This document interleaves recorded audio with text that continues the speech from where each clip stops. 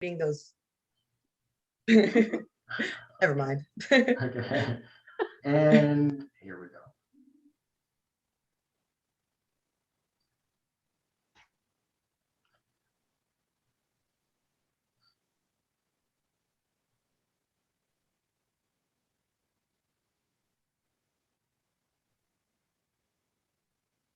Now we just need people to look at their clocks. There we go.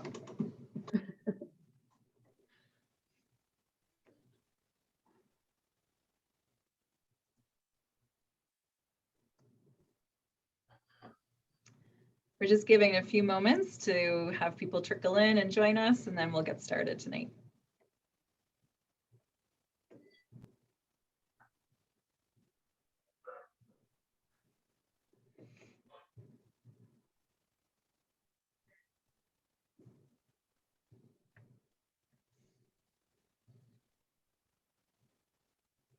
All right, do you want to start? We'll get going.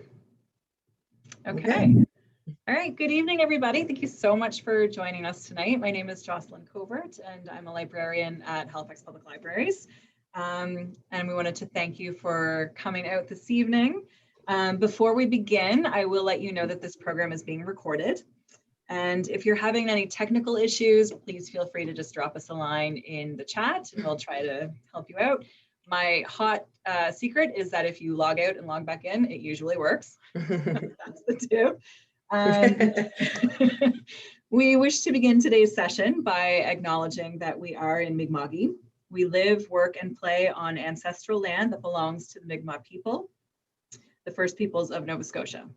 As we seek to build a more inclusive municipality, we remember that we are all treaty people, and that those of us who are non-Indigenous each have an individual responsibility to acknowledge and address the centuries of injustice, suffering, and broken promises that resulted from European settlement. So tonight's program is in partnership with Nimbus Publishing, with financial assistance from the Canada Council for the Arts through the Writers' Union of Canada. And we are really excited to welcome author Wanda Taylor, whose most recent book is called It's Our Time, honoring the African Nova Scotian communities of East Preston, North Preston, Lake Loon, Cherry Brook. And she's going to read a few selected passages from her book, and will also be in conversation with Shanae Parsons. And we will have some time at the end for questions, so I will invite you to put those questions in the chat, and you can do that at any time throughout the program, and we'll keep an eye on them. And I'm gonna just first introduce Shanae, and then she's gonna take it away for us. So Shanae Parsons is the Programming and Community Engagement Manager for the Eastern District of Halifax Public Libraries. And she is also a member of the Black Social Workers of Nova Scotia, and has worked with the city's Office of African Nova Scotian Affairs, as well as the Delmore Buddy Day Learning Institute. So Shanae, I'm going to pass it over to you now. Great, thank you so much. And again, hi, good morning, or good afternoon, or good evening. Thanks for joining us. So something that I'm extremely proud of is that I'm a 5th generation African Nova Scotian woman hailing from the historical settlement of Lucasville. And I also have ancestral lineage to the Preston Township community. So before we hear more about today's discussion, It's Our Time, I'd like to begin with a formal introduction to Miss Taylor. So Wanda Taylor is the author of 6 books of fiction and nonfiction. She is a screenwriter, freelance journalist, a multidisciplinary artist, and she is also a former social worker and a former CBC television producer. Wanda's magazine features have appeared in numerous publications, including Black to Business magazine, Right magazine, Understory magazine, and Peak magazine. Her recent piece called The Generations Speak will appear in the highly anticipated coming issue of the Living Hyphen, Resistance Across Generations. Wanda will be reading from her piece of Living Hyphens, virtual issue launch on July 18th. Wanda has won awards for her work, including the Women of Excellence Awards for Arts and Culture, and she currently teaches undergrad and master's levels courses in journalism, communications, and story writing for media, and serves as one of the mentors in the King's MFA Creative Nonfiction Program. Wanda has just completed her middle grand novel called Africa is Not a Country, release date still to be determined.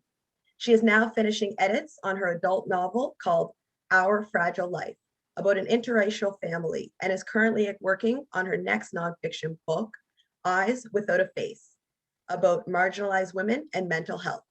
So without further ado, let's listen to one of the first sections of It's Our Time, honoring the African Nova Scotian communities of East Preston, North Preston, and Cherrybrook, Lake Loon, read by Wanda Taylor herself.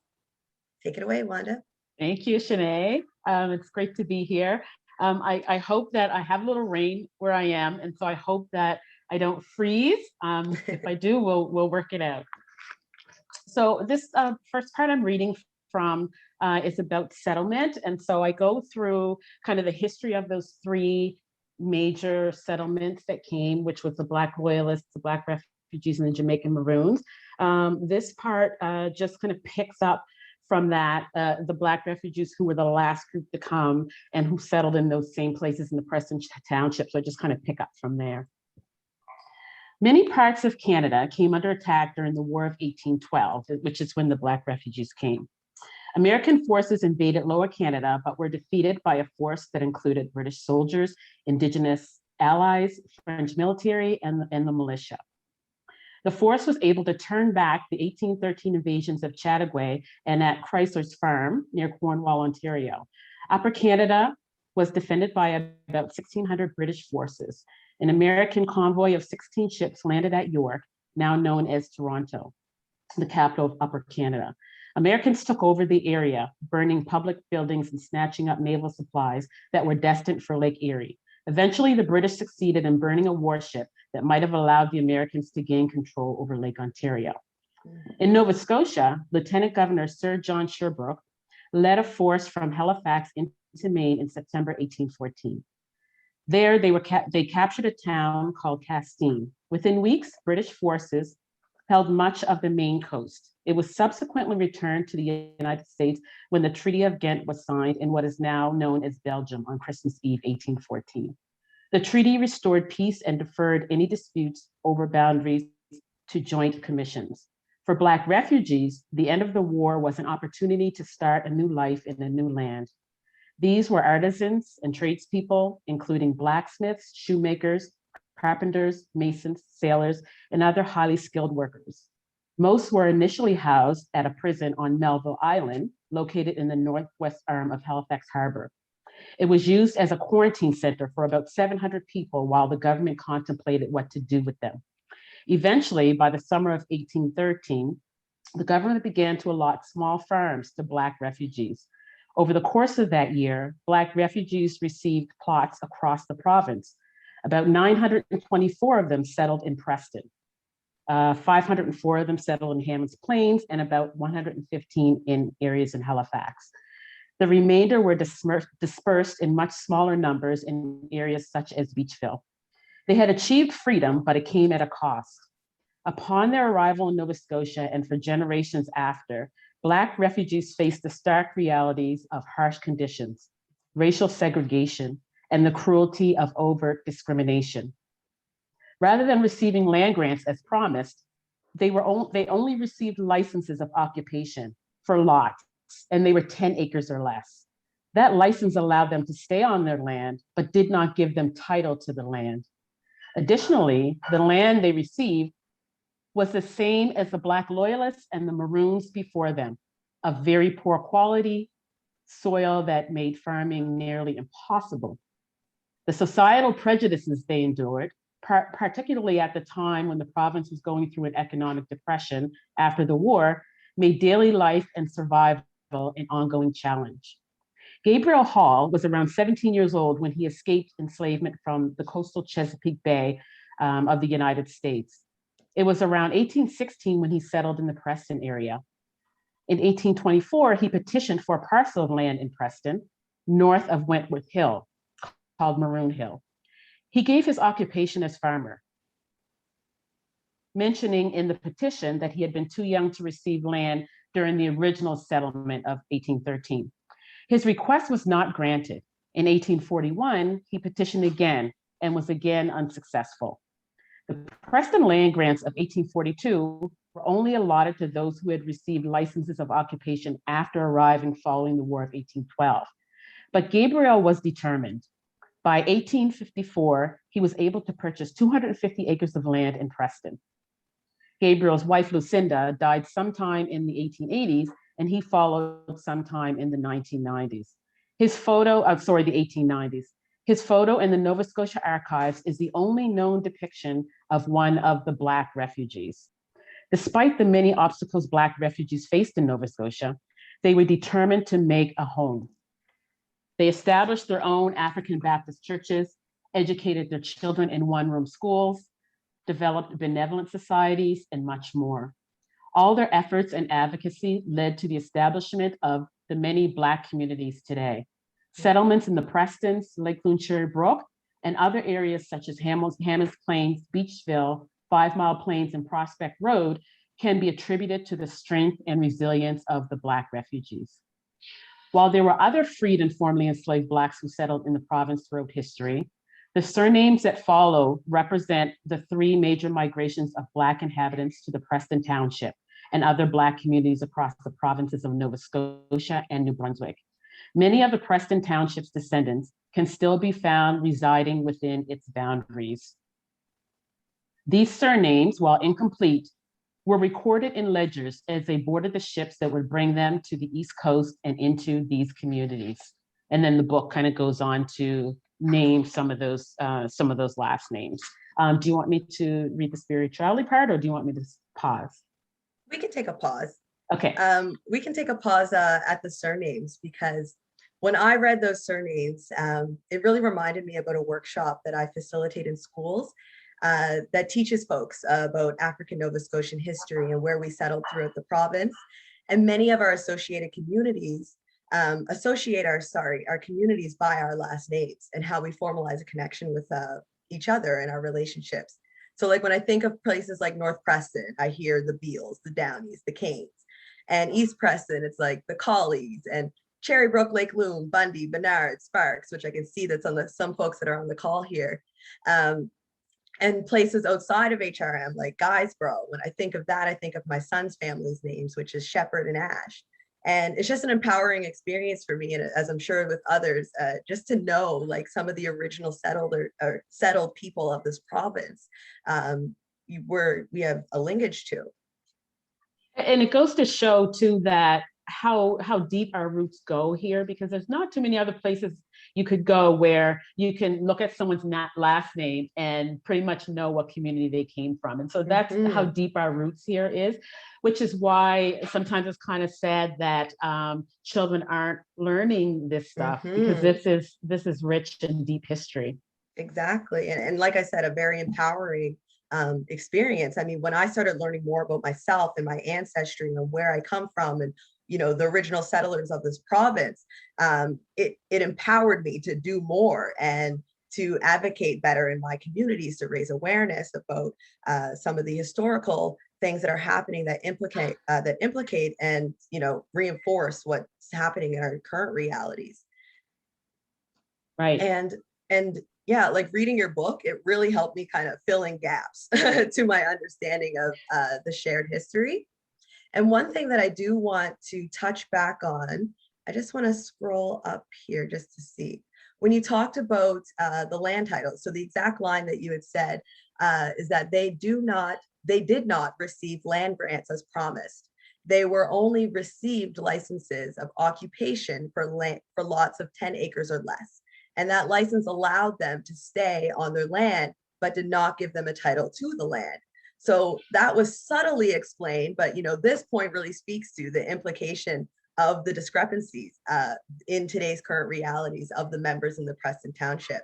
Because for more than 200 years, many African Nova Scotians have been living on land that has been passed down by their ancestors without clear title to their land. And without a clear title, you can't get a mortgage and you can't sell your land or access to housing grants.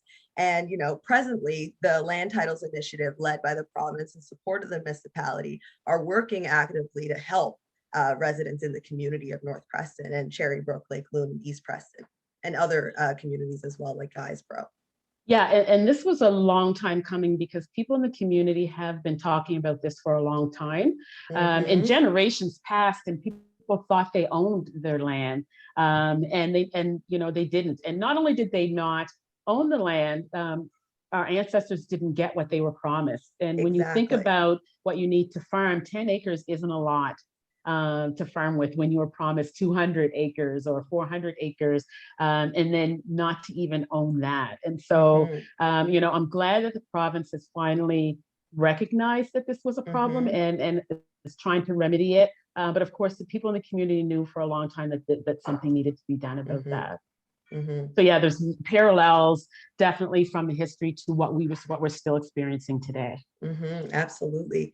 And one other comment, when you talked about the Black refugees initially housed at a prison, I had no idea that that had happened. So, that's the gap, like in the history, like we learn about all the, I personally have learned about African Nova Scotian migration and the settlement across our province, but I didn't know that they were originally housed in a prison that was used for a quarantine center until the government decided, okay, let's give them some small farmlands that they can't cultivate, and sort of waited for them to sort of perish.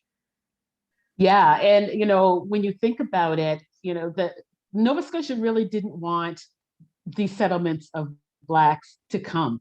And Exactly. so, because the British government had made a promise, now they're here, what are we going to do with them? Hmm. And so, housing them there, quarantine them as if they were diseased, Hmm. and then saying, like, let's just send them out there to the outskirts. And I talk in the book too about putting them in the outskirts, and oral history is really important in our communities. And you hear the elders all the time talking about the reason we were put way back was so that we could Hmm. die. That's why there weren't land that you could farm. That's why it was Hmm. woods. And the ingenuity of these people to still find a way to survive, to still farm land, to create roads, to help each other. It's to be commended, and young people should be proud of what we have Hmm. now. We enjoy it because of what our ancestors did back Hmm. then. Absolutely. It speaks to obviously a resilient group of marginalized people and what we have built. Right. Okay. So if you want to proceed with the spirituality section, I think we can move forward with that. Okay. So this part largely talks about how important spirituality was to them Hmm. and how it served as a way to get them through some really difficult times. I'm not going to read the part about the churches, but the churches in these communities have been the pillar and the anchor Hmm. that kept these communities going. I'm going to take my glasses off this time because I fought my way through that because I couldn't read it. So I'm going to take them off this time. From the early days of the Atlantic slave trade, which brought thousands of Africans to the southern shores of the United States, spirituality in some form or another has always been the cornerstone of African culture. Before their migrations to Canada, Black people in the United States struggling with the hardships of slavery and injustice turned to music, spirituality, and prayer. Their faith gave them hope that one day things would be better for them and their families. Earlier Black settlers were practicing Methodists and Anglicans, but ongoing racism and discrimination, sometimes experienced within the church, led to frustrations, the emergence of a deeper sense of community among African Nova Scotians, and the need to ensure their survival and protection through spirituality and community activism. The arrival of David George to Halifax in 1785 came at the perfect time as Blacks in the province were already feeling pushed out of the enjoyment of religious practice. David George was born into slavery in Virginia and grew up on a plantation. His parents were not Christian. Watching the cruelty of his master, whipping his mother until she bled, and not being able to help her, provoked David to run away. He went from place to place, working where he could, staying ahead of the owner who was determined to hunt him down. Many years later, after David married and had his first child, he met an African American named Cyrus, who introduced him to God and Christianity. David began attending church services regularly, He quickly became interested in preaching and began holding his own services. Silver Bluff Baptist Church in Beach Island, South Carolina, was established under the leadership of David George in 1750. During the American Revolutionary War, after Savannah was captured by the British, George and his congregation of about 30 enslaved Africans answered the call of the British and escaped from rebel masters to cross over to the British side. Once he arrived in Nova Scotia with the other loyalists, George immediately became an influential leader among the people. He preached in clearings in the woods, as there were no houses built in Birchtown at that time. He continued to bring messages of joy and hope across Black settlements in Nova Scotia, baptizing and converting loyalists into the faith. Through his Baptist methodologies, he managed to convert a lot of Black Nova Scotians to the Baptist faith, which continues to be a pillar of Black communities in Nova Scotia. David George left Nova Scotia in 1792 with other loyalists who set sail for Freetown, Sierra Leone in West Africa, but he left a mark on Nova Scotia. The early 1800s saw the birth of a Black Baptist revolution that paved the way for residents to escape the horrors of their daily existence and find solace in a community where they could worship freely. Following the War of 1812, close to 2,000 Black refugees landed in Nova Scotia to receive land promised to them for their loyalty to the British. But most could not read, and that was forbidden by slave owners and a cause for violent punishment. A predominant number of refugees were of the Baptist faith, and during the time of their enslavement in the United States, they had been forced to congregate in the woods also, and out in the cotton fields and in rice swamps. Among the refugees was the mother of Richard Preston, who was sure she would never see her son again. Richard was about 25 years old when he escaped from a plantation in Virginia, several years after his mother had fled. He would find his mother settled in the township of Preston. Prior to arriving in Nova Scotia, Richard Preston preached to his people on Virginian plantations. He continued his preaching in Nova Scotia under the apprenticeship of a former Methodist missionary named John Burton, who led the Baptists in Halifax during that time.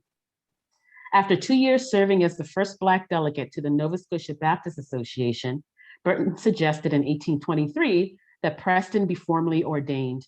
At the same time, Preston was becoming aware of the potential agency of his constituents and the power they can command as a combined force. His understanding and shared commonalities with the Black Baptists of Nova Scotia caused friction between Preston and Burton. As Preston's popularity increased among Black Baptists, Burton eventually lost his standing among the Black congregations in the city. Two deacons of the congregation, Prince William Sport and John Hamilton, collected money to send Preston to England to be ordained. He arrived in Liverpool during the winter of 1831. During his training, Preston gained a lot of knowledge about organized societies and church constitution.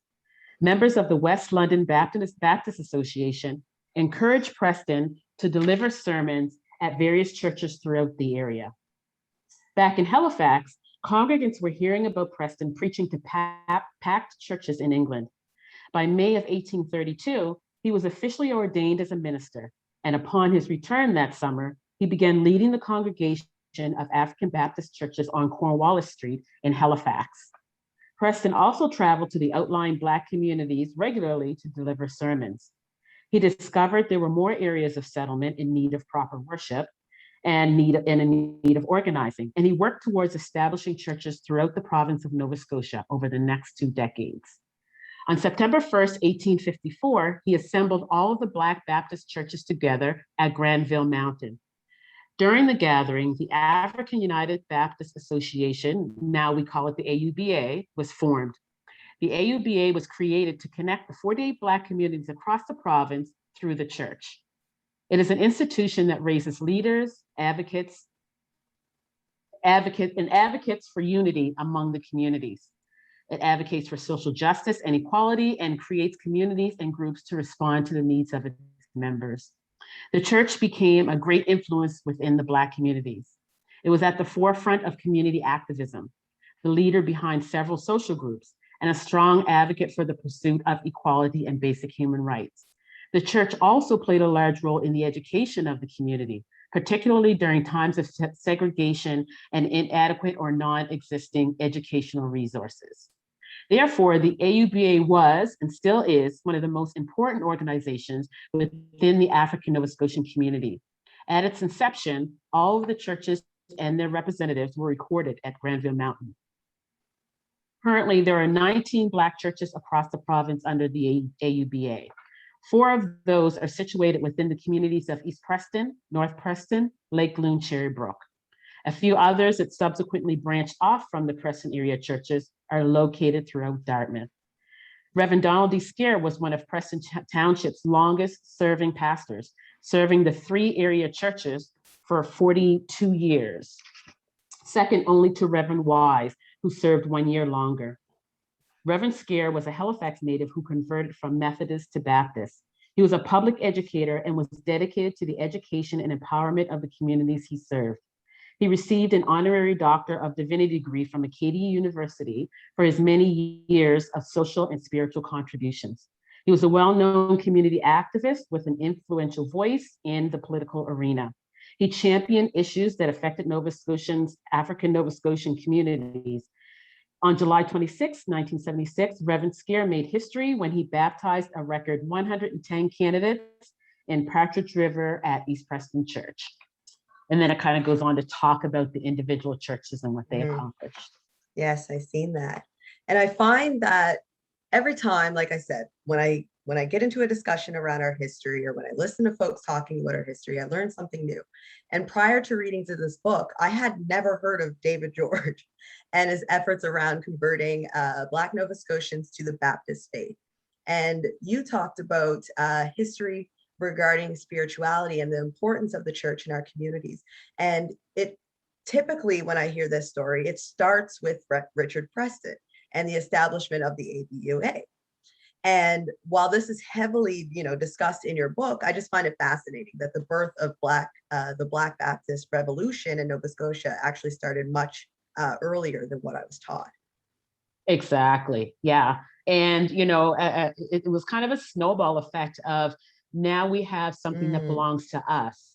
We have a place where we can worship, because trying to worship in these other churches and communities way back then, they were being pushed out. And so they needed something that was their own. And this is their own. Mm-hmm.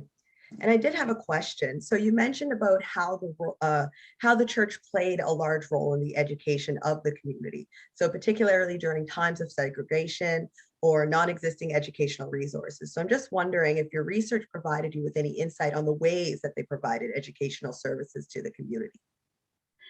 Yeah, I talk about it a little bit in the book, but really with limited resources, they were teaching what they knew. A lot of the teachings came from the Bible, teaching young people about prayer and the importance of spirituality and honoring God.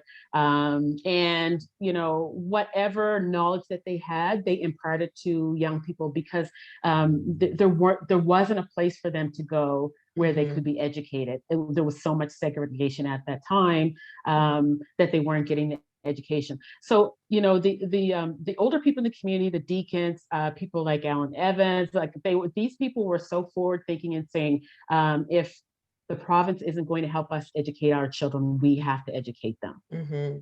And what do you think that the role of the church is today in providing education to the community? I think a lot of churches are, involved in programs or creating programs that help to empower youth. And I think that's kind of always been the thing. I think there's always so much more we can do, but I feel like the churches are, always trying to think about the youth and always trying to put the youth ahead of everything else. I mean, we say that the youth are our future, but the youth are our today. Right, and so what are we going to do for them today? And I think that the AUBA churches are always focusing on the youth, and even through their youth organizations, giving youth leadership roles. And I think that's so important. And, and I think too that because a lot of youth have moved away from the church, there's always room for more efforts to try to bring them back into the fold. And yeah, I mean, today's spirituality looks a little different from how it's practiced in our young people. And I think a Exactly. lot of our Black organizations focus heavily on youth engagement, recognizing that they're going to continue to pave the way. Because something that I always talk about is there's others ahead of me that have carried the torch, and then I'm picking it up and taking it just a little further. And then the generation coming behind me is going to take that even further.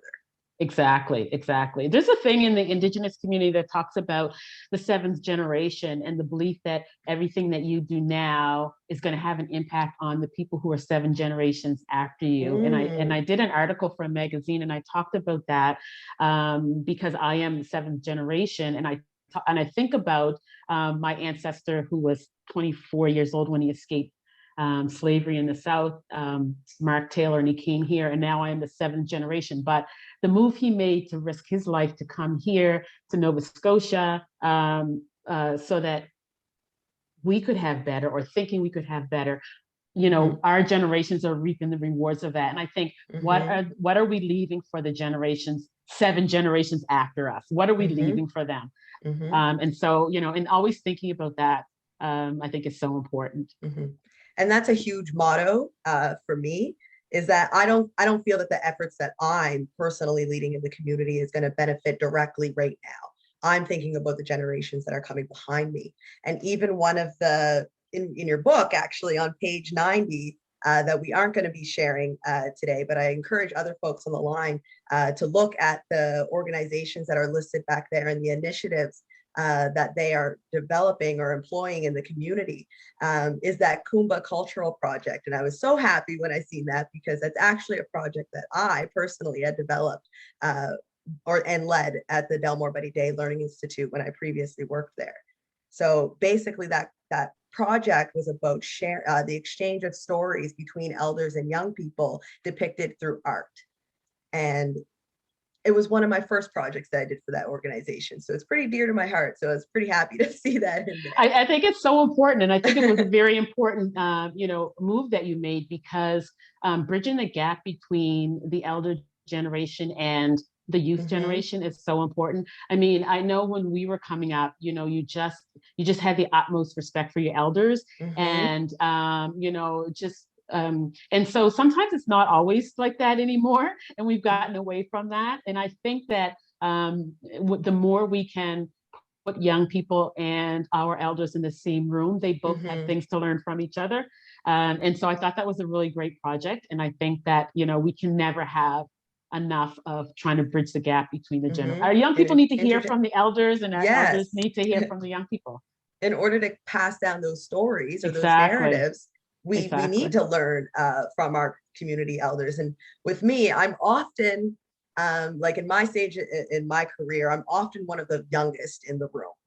At the decision-making table. And I'm usually working collaboratively with a lot of my elders that have mentored or cultivated in my leadership in some capacity. And, I hate calling them by their first name when I'm in there, because it was ingrained in me to, say Ms. last name or Aunt blah, blah, blah. And so when I'm in those spaces and I'm like, Wanda, like it just doesn't feel good to me, because that's what I was taught, and how you respect your elders. Yeah, and that's what it is. It's instilling that respect. And exactly. Yeah. And even when my son, who's 4 years old, when he tries to speak to somebody, I'm like, no, Ms. blah, blah, blah. Right. Yeah, it's definitely a shared experience between all of us. Yeah, for sure. Before we jump into the next section, I just want to remind folks that we encourage folks to plot down their comments or their questions in the chat, and we'll definitely be sure to answer them later on. But I just wanted to encourage folks to use that platform that is available to them. So without further ado, let's jump to chapter 4. And just so that folks on the call know what you're reading from, because there was somebody in the chat who was saying that they're reading along with you, we are going to move to page 44 and 48. And that is chapter 4, Community Development and Education. All right.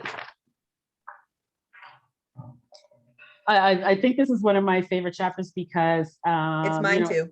Education was so hard back then, but they managed to find a way for us. So while the PA was and still is a powerful force, there were other organizations that helped to shape the Black community. Groups and individuals worked tirelessly to ensure children in these communities had access to education, particularly during a time when segregation prevented African Nova Scotians from attending mainstream educational institutions. Skilled teachers taught in one-room schoolhouses, usually heated by small wood stoves during the winter months. Segregated schools built later on, like Partridge River School in East Preston, Cherry Brook School in Cherry Brook, and the New Road School in North Preston, were a representation of the diligent efforts by community leaders. They were fully aware students were not receiving the same educational opportunities as non-Black students in other parts of the city and wanted to change that.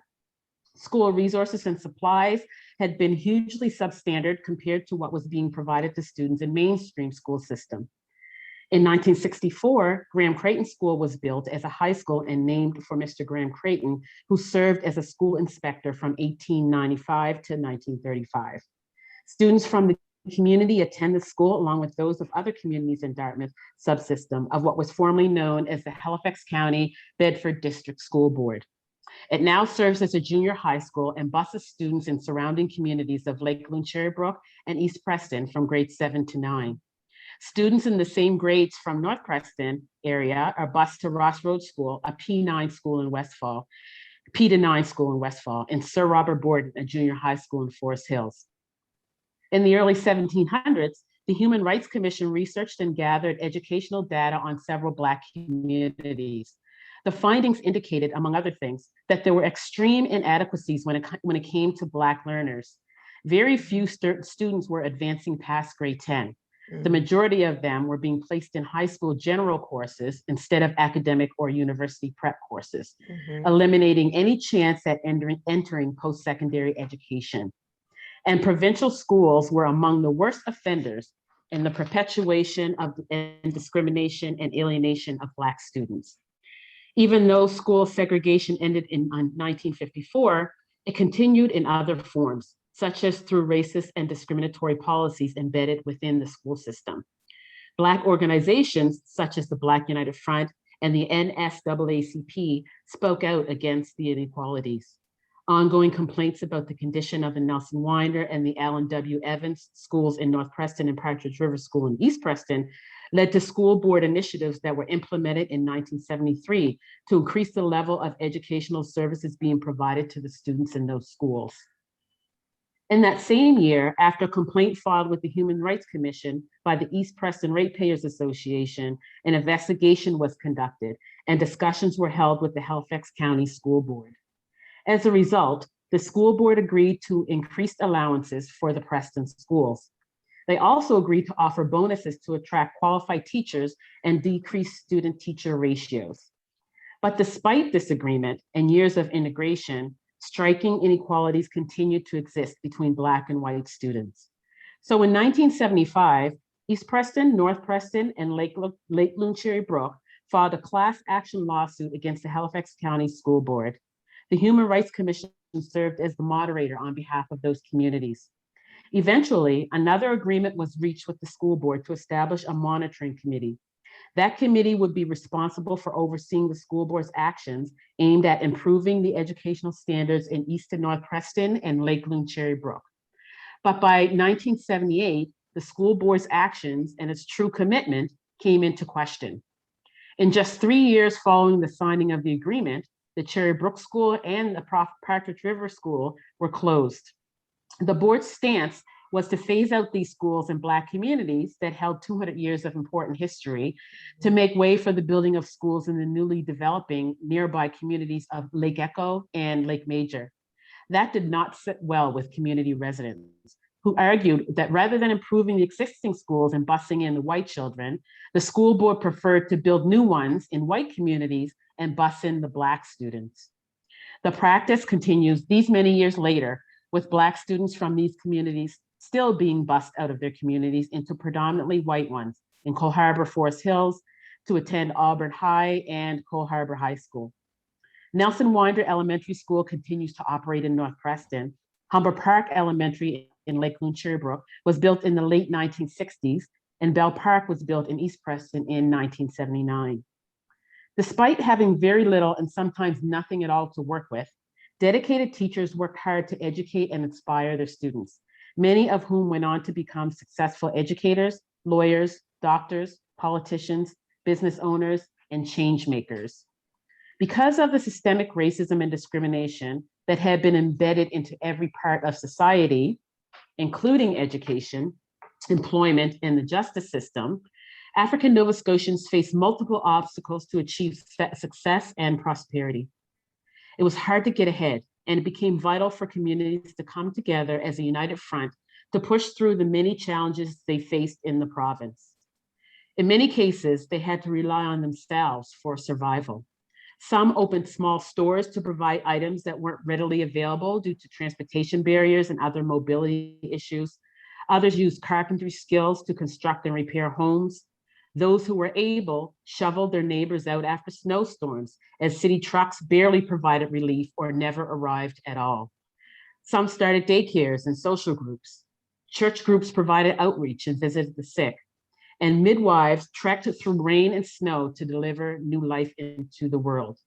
The unbelievable growth and development of these communities is directly attributed to the tenacity of its residents, their refusal to lay down and die, and their determination to make a mark when all our odds were stacked against them. Historians and oral histories passed down from elders indicate African Nova Scotians were purposely settled in the outlying areas of the province in the hopes that they would die off due to harsh weather conditions, undesirable land, depression, and a system racially corrupted against them. But the first settlers and those who came after would not accept this fate.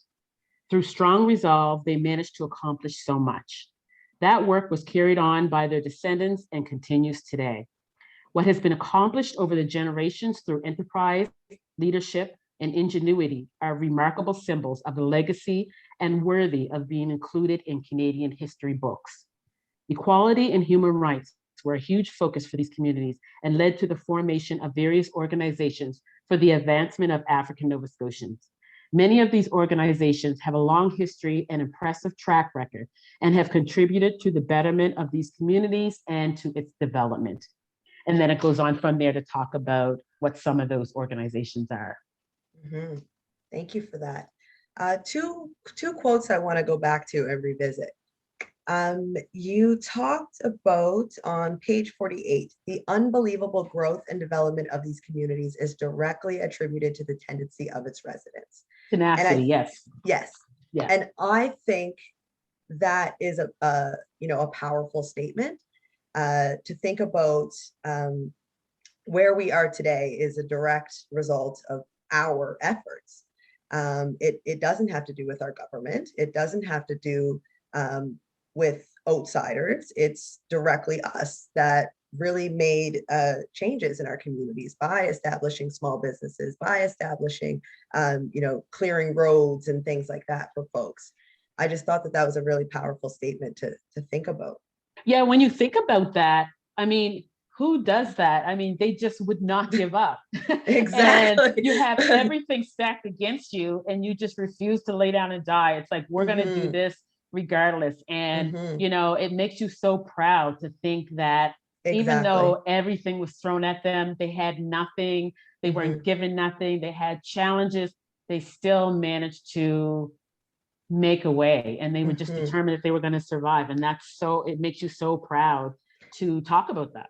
And I think that's why it's even more so important, why we need to educate the folk coming behind us on their history, because if we see it as important and we see it as empowerment, just think how they are going to interpret this history and knowing where their roots are, where they came from and how they got here. It's going to motivate you and inspire you to pull those coming behind you, but to also make a change and a difference in your communities in new and innovative ways. Yeah. And the way they thought too was they were always thinking about the ones that were coming after them. And so when you talk about it to young people, you say, they did this for you. They did this because they wanted you to have better than what they have. And you always hear the elders talking about how they wanted their children to have better than what they did. And so they were always thinking about that. And to frame it that way for young people is, this is what they did for you. These sacrifices, they were all for you. And they didn't have, no one else can take credit. The government can't, the education system can't. Like, these people did this for themselves. Exactly.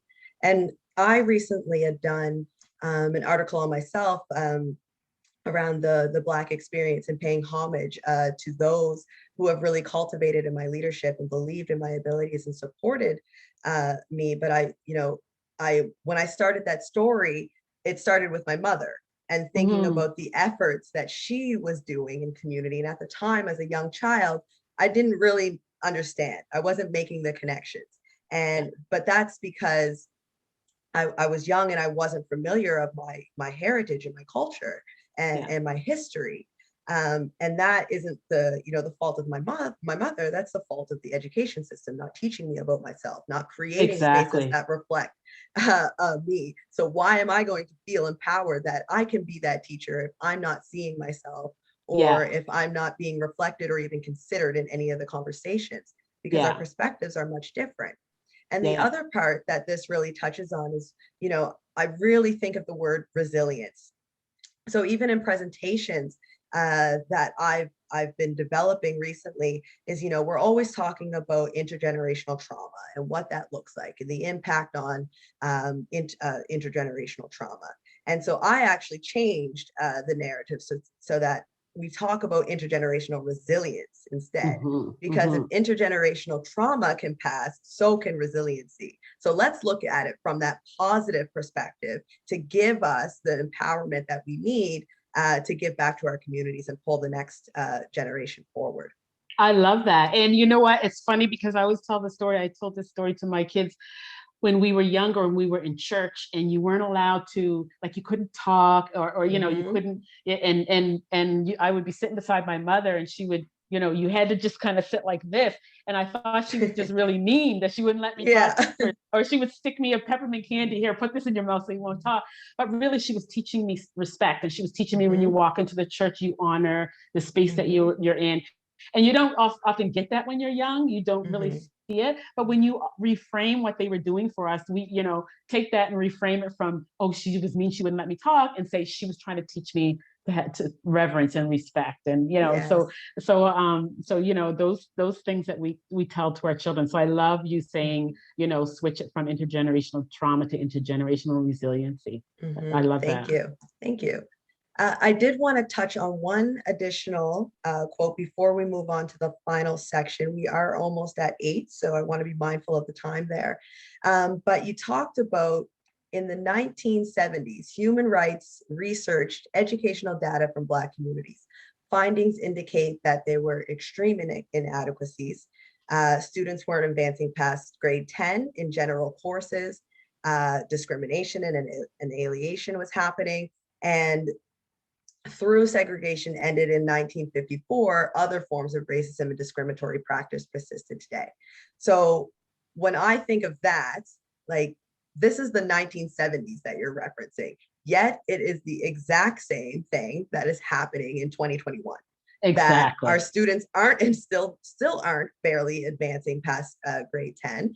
I know that because of the research that the Delmore Buddy Day Learning Institute had been doing, and thinking about the literacy rates for our young folks. High percentage of push-out rates, high percentage of IPPs, and then of course the curriculum not reflecting us, the space not reflecting us, and then other forms of racism.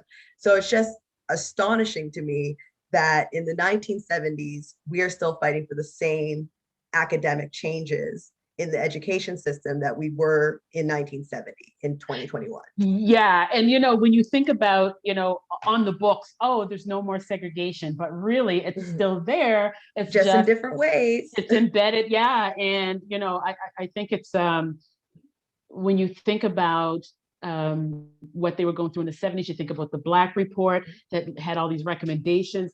How far have we really come? And how many of those recommendations have really ever been implemented? And how serious is the government and our education system about Exactly. making those changes. You know, it's not just a lip service of saying, oh, we understand, but what are you actually doing to change the way our young people are learning? And so, you know, Exactly.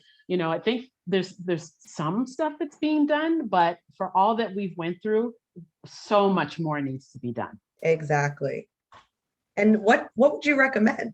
Just because, whereas you can see, you know, 100 years almost is past. What can our communities be doing differently? I mean, I think it definitely starts with who is standing in front of that classroom. What are they teaching?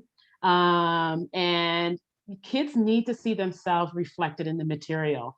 We need to learn about us. We learn everything we possibly can about the British. How about we learn about Indigenous people? How about we learn about the power that we had as Black people? Black people have contributed to the fabric of society, but we're not in history books the way we need to be. And then the training that comes from people who are non-Black, who are standing in front of these classrooms teaching Black children. What do these Black children need that they're not getting? And what kind of training do we have to give educators? I mean, and also, it also goes back to the universities who are bringing up these teachers, who are training these teachers. What are they learning about the students that they're going to be teaching? There's so much. And having done my master's in education, I feel like I was always the one bringing this up. Because I mean, I had two of the professors I had were really great. They were minority professors, and they were always conscious of that. But the other one, clearly it wasn't on their radar. And I would be the one bringing it up all the time because loudmouth Wanda, I'm going to talk about it. But I see parallels in between us too. I'm currently in my master's of education and having those same conversations. Yeah. There has to be someone in the room that says, hey, we're not talking about this and we need to be. Exactly. 100%. So I do see we have about 9 minutes until we hit 8. And I do want to save some time for some discussion. So how about we go straight to chapter 5 and read pages 73 to 80. Okay, I actually changed it from 77 to 80. Okay, that's fine. Is that okay? Yeah. All right, it'll be shorter then. 77, I'm just gonna find my page. Yeah, 77 to 80. Okay, great. Which works with our time. Okay. Yeah. And also too, you know, I did talk about I did talk about some of those people. And I do want to say too that there was so much that came out of trying to do this book. Some of the original people on the committee, they had so much wonderful information and knowledge. And there was enough to literally do 2 books, to do a second book. And I think like focusing in on some of those actual people in the community who did a lot of things. And I think I mentioned in here, Judge Corinne Sparks, and talking about Sinclair Williams and Carl Crawford. There needs to be more of that, because when we think about schools and we think about children and they're tasked with doing a project, pick somebody. Who do they pick? They don't have anyone. They pick Martin Luther King, but there's people in their own communities who have done incredible things that they don't know about. And so I think it's important that we start highlighting people who have just done incredible things. And I want us to get to the point where we're not talking about firsts anymore. It's just normal that someone achieved what they achieved and not be the first Black, whatever, to do anything. So that's my spiel about that. Yes. No, I think that it's really important because I think of the concept Ubuntu. So we are who we are because of other people, and thinking about their contributions that they had paved for us to continue to pick up that work from them. And I know that we don't have time to talk about it, but I just wanted to reference Rosella Frazier's article in here around midwives. The midwives, yeah, so important. Yeah. Should I read that or no? Should we just leave it? We can do the closing. Yeah. You guys can read it. You're getting the books. Okay, so I'll just pick up from 77. Sure. Historically, elders have been the backbone of Black communities. They are revered and highly respected, and their wisdom and teachings are what keeps the community's history alive. Elders in the Preston Township serve as the gateway that connects the younger generations to their past.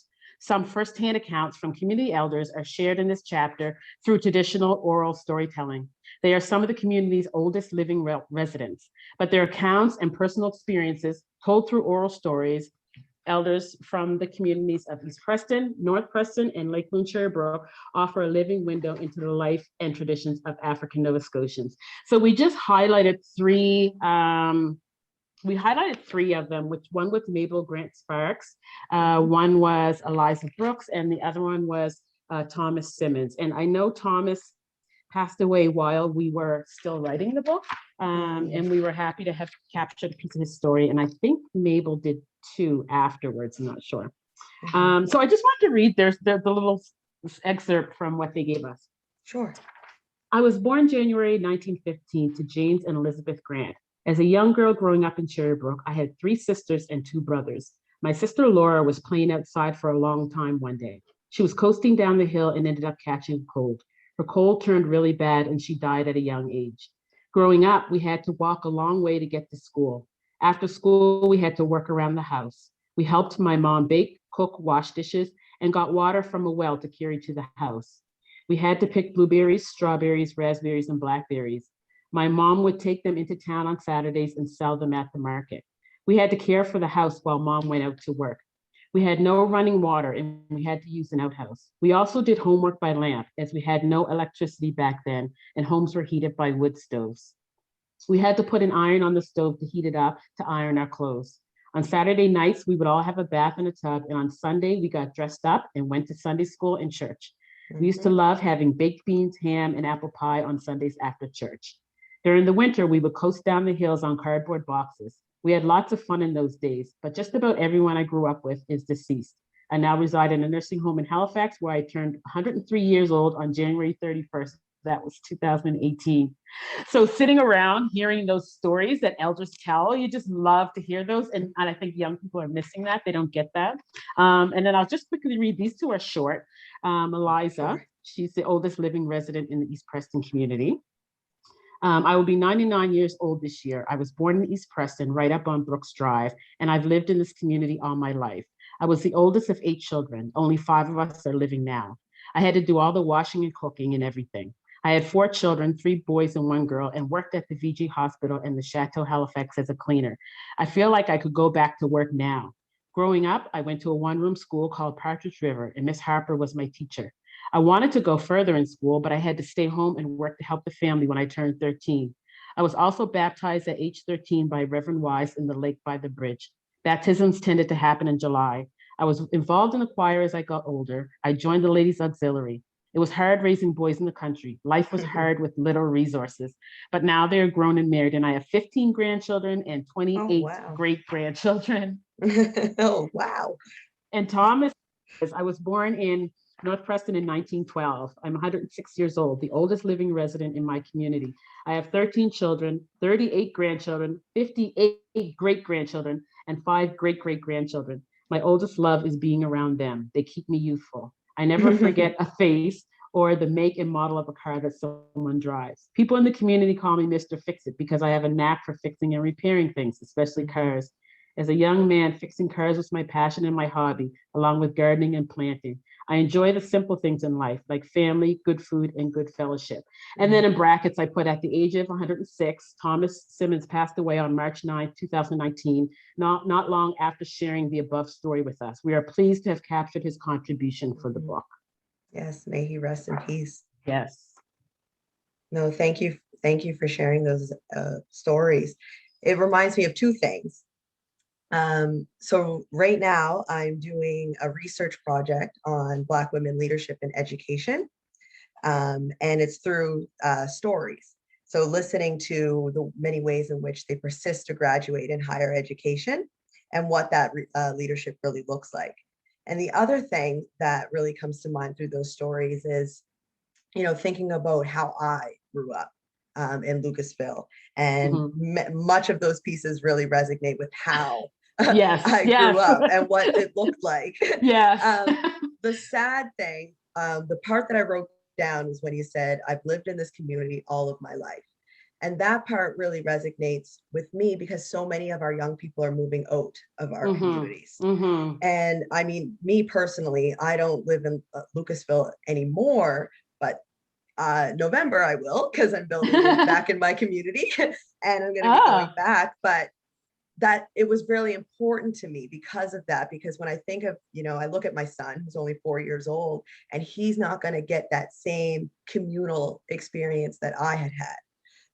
To be able to go out into the fields and pick from the wild berries, or just be able to sit in the street essentially. But there's so much traffic and things in our community now because of gentrification, because of developments happening in our communities. And then when I read this and I hear I've lived in this community all my life, like that's what I want to get back to. And I'm just not sure how we'll be able to do that. Yeah, I think unfortunately, part of it is that the communities, as hard as they try, it's hard to keep up with what kids need today. It's so fast. Technology is, really fast. And if you're living in a rural area, sometimes, technology doesn't catch up, and kids need things, jobs, transportation. So there's obstacles that existed back then, and some of them still exist today, unfortunately. And some communities need help to have something available for young people to want to stay in their communities. It's a challenge. It is a challenge, and I'm still trying to figure out how to do that. And I thought, one step for me is to go back to my community and build in my own community that's there. Yeah. Okay, so that was perfect timing. We are at 8:01. So that never happened. So that's great. So thank you for sharing sections of your fascinating book. I encourage folks on the line who haven't picked it up or haven't read it. We do have a copy at the Preston Township Library office, which is in the W5 Mall in East Preston. So if there are folks on the line who haven't had the opportunity to read or pick this up yet, it is available at that location in our browsing collection. So if you want to place a hold, or if you want to get a hold of it, you can contact us there. So before I jump into some questions that I've prepared, I'm going to turn this over to the audience because I'm sure that they heard us speak enough. So there is 2 questions in there already. So let's jump right into it. So the first one was from Scott, and he had said, oh, it's not scrolling good for me. Let me use the mouse. So it says, what an amazing book, Wanda. I enjoyed learning about the various ministries that served in the area. Reverend Peter, and I can't say that last name, I'm sorry, had quite a few children, but there are there descendants of Reverend Mccarran? Is that what the name is? Oh, are there descendants? Is he talking about the Mccarran who was on the board of the home? There was a descendant that I found when I was writing the Nova Scotia Home for Colored Children, who I had a really brief conversation with, who didn't really know a lot about the history. But it's a good question. It would be interesting to research if there are descendants of him that are still around and alive and that know. And this was like a distant kind of descendant, so he didn't have a lot of information, but it would be interesting to find out if there are descendants who are aware of the history of his history. Are we talking about the Nova Scotia Home? No, or he was on board, or he was on that board. Okay. Yeah. And they just actually celebrated their 100th year anniversary in June. All right. So the next question that we have, it's from Regina James, and it says, Regina. It says, what advice would you provide or share with other youth who may want to pick up the torch and dig even deeper into their history of Black communities in the Preston Township? That's a great question, because there's still so much to dig up and uncover. And even I'm thinking about, some of the people in the community who are so gifted with like knowing what to do with like herbs in the woods and stuff like that. Like there's a whole book in there. I think really telling our children to connect with their elders in the community who have that, that institutional knowledge is important, because capturing those stories, like many years ago, I did a little documentary and I took some young people around to the elders, and we talked about what kind of questions are we going to ask them? What do we want to find out from them? And they came up with a bunch of questions, and we taped them, and they went around and asked the elders this. And I think that they're adults now, but some of them still talk about never forgetting that experience. And they would have never kind of approached an elder themselves to say, hey, I want to sit down and talk to you about this.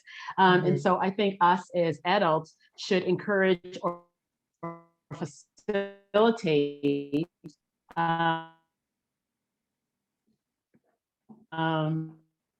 don't know if it's on my end. Encourage for them. Are we back? I don't know if I froze or you froze. Did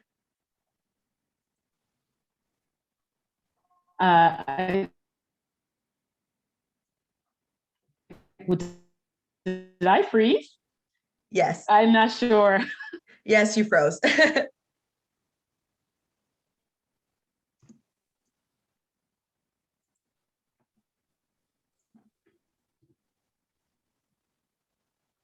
Are you back? Can you hear me? I can hear you now.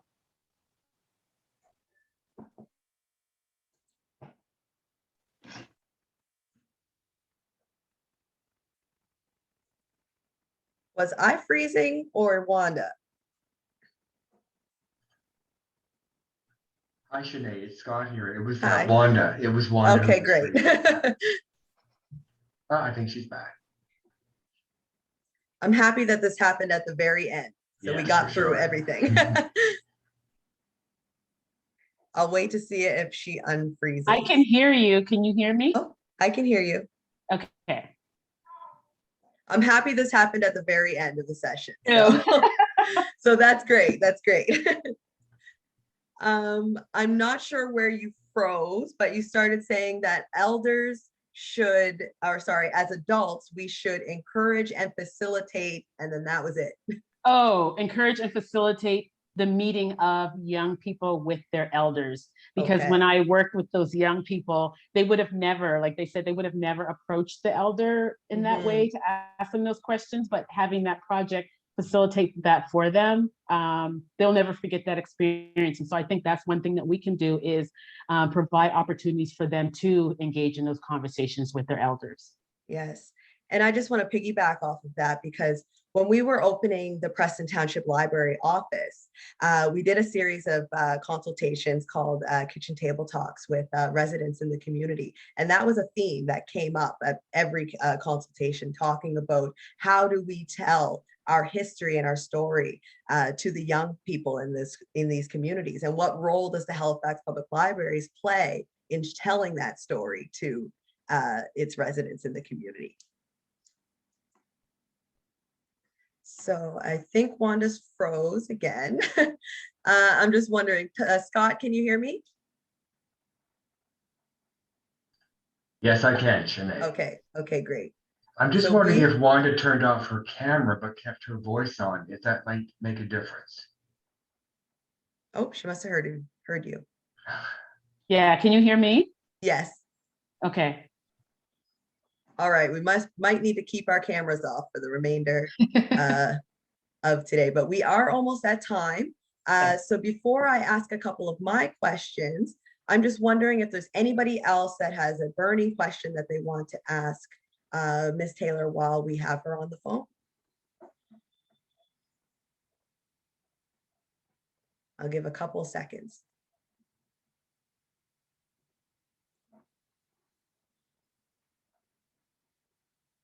Okay, so it looks like we have a shy bunch tonight. So I am going to ask a couple questions, and we don't need to spend too much time discussing them, just was where we are at time, but I think that it's important to ask some of these questions. Okay. So the first question was that I feel that there are many parallels in this book that implicate and inform today's current realities of many African Nova Scotians, so such as the land titles, spirituality, unequal access to health services and education, but it's for others to better understand the implications of that history. So in your own words, why do you think that it's important or even enjoyable for others outside of the African Nova Scotian community to read this book? I think that sometimes we feel as Black people exhausted from always feeling like we need to be the ones to explain, educate, enlighten others. But if someone can go and pick up a book that talks about that history, they're being proactive in taking on the learning for themselves, and then, you know, have a dialogue or ask questions. But yeah, sometimes you feel exhausted because you feel like you're always trying to explain that we're valid, we're worthy, we're, you know, important, we have history. And so I think a book can actually do that heavy lifting for us and facilitate conversation. Absolutely. I 100% agree. I don't feel that it's our responsibility to teach others on, you know, unequal access or equity or diversity or my way of seeing things in life. I think that we are intelligent people, and we need to do that, you know, be a little curious and do that research ourselves. And I think that in reading that book and reading that history, I mean, the hope is that people come away with a different understanding, because we, you know, we haven't learned this stuff. So for a lot of people, they're learning some of this stuff for the first time. And, you know, the hope is that, you know, we do have conversations further about it. But yeah, taking that initial step to say, I'm going to learn about this stuff, I think that's important. Exactly. Absolutely. 100% agree. Okay, so jumping to the next question. So the common theme throughout, from my perspective anyways, is advocacy and resiliency, which is very much apparent today and very active in our African Nova Scotian communities. So I'm wondering, what would you say to African Nova Scotian generations coming behind you based on the information that you have gathered to compile this book? I would say that, you know, I find today's youth are just inherent advocates. They know how to stand up for themselves. They don't take any, you know what, and when they see an injustice done, not just Black youth, but all youth, I feel for the most part, when they see an injustice done, regardless of what their parents taught them or what anyone else taught them, they don't stand for it the way it may have been in the 60s and 70s. And I think that's a really good thing. And so I say to them coming up is not be silent. And for those who are non-Black, be an ally, and you know, don't allow people to be in your presence talking about or acting out of racial, you know, stereotypes or prejudice. Be active in terms of how you say this is not acceptable. Exactly. So, yeah. You talked about like spirituality and being that basically, I think let me see. To ensure their survival and protection through spirituality and community activism. And I think that I truly believe, and I really have faith in that, that the next generation, maybe not mine, but the one coming behind me, I feel like that's going to be the change because of what I see happening. If I was half as involved when I was their age, the way that they are now, I think that, you know, my efforts would have done something. And right now, you know, I owe, like when I see like the children, like one person that comes really to mind, Asia Sparks from Prince Andrew, and seeing the efforts that they are doing as you know, a school to take a stance on Black Lives Matter. And I was like, that was not happening in my high school, like when I was that age. So that's why I'm like, I really have faith that that is the generation that like that generation is it. Like that generation, they're not gonna have they're not gonna lay down and roll over. They are not having any of that. So I think that's good for the ones that come after them. Yeah, exactly. Absolutely. All right, so we have one last question before Jocelyn wraps it up for us. So I imagine that preparing this book was you know, you had to do extensive research. So where do you suggest others from other neighboring African Nova Scotians communities to search to find stories that represent their history? Like I'm thinking about Lucasville, Hammonds Plains, Weymouth Falls, like. Yeah. I would say, first of all, I will not take credit for all this research because we had some awesome researchers. One was my grade 3 teacher, Miss Nancy Sparks. She passed away right after the book came out. But we had researchers from each community helping us to dig out some of this information. The committee had just among themselves a lot of community knowledge. They knew a lot of the history. So it was lucky in that way. I mean, they led a lot of the charge of, oh, we have to include this or we have to do that. So they, you know, they deserve a lot of credit too. For other communities, and I've always talked about this, I talked about this even when I did the children's book about the Black loyalists. I always talked about, you know, it's good that we're focusing on the Preston Township, but I feel like every Black community in Nova Scotia needs to have a book, needs to have a story. And it's a collection of all these Black Nova Scotian communities, all, you know, almost like a volume. Every community should have a book. And I hope that others, you know, archives is great, going through the resources, going to elders, church records are awesome to curate, to have those old stories. And people are walking around in these communities with all this historical knowledge that we have to tap into. So I just feel like every Black community, Beachville, Guysborough, Lucasville, everybody should have a book like this. Absolutely, I agree. And I think that your efforts really speak to one of the guiding principles of Afrocentricity, which is Ujima. So collective work and responsibility. So yes, folks absolutely. Working collectively. We work together. This is a collective effort, no one person. Yeah, absolutely. Exactly, absolutely. Yeah. Well, thank you so much, Wanda, for this insightful conversation. I really enjoyed myself tonight, and I hope that others did as well. It was great fun. Yes, absolutely. When you write your next book, I hope you come back to Halifax Public Libraries and we can have another conversation. I would love that. All right, thank you. Jocelyn?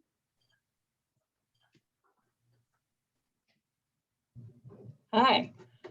All right, that was really so excellent. I loved listening to this conversation.